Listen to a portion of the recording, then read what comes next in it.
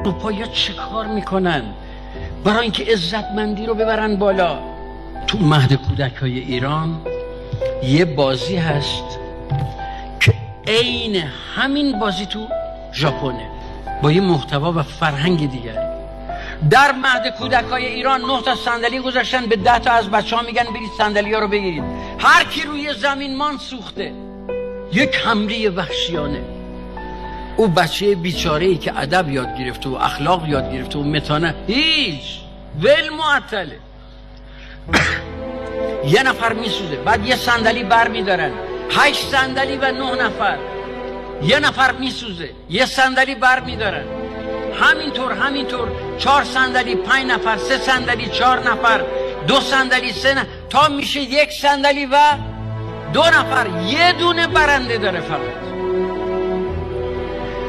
این همین بازی در ژاپنه. 9 صندلی گذاشتن، به 10 تا از بچه‌ها میگن برید صندلی ها رو بگیرید. هر کی روی زمین ماند 10 نفر سوخته. میرن به هم میچسبن، یه صندلی بر میدارن، 8 صندلی یا 10 نفر. هر کی رو زمین مان همه سوخته، بیشتر به هم میچسبن. 7 صندلی و 10 نفر، 6 صندلی و 10 نفر، 5. چنان اینا هم دیگر رو میگیرن تو بغل، فشار میدن.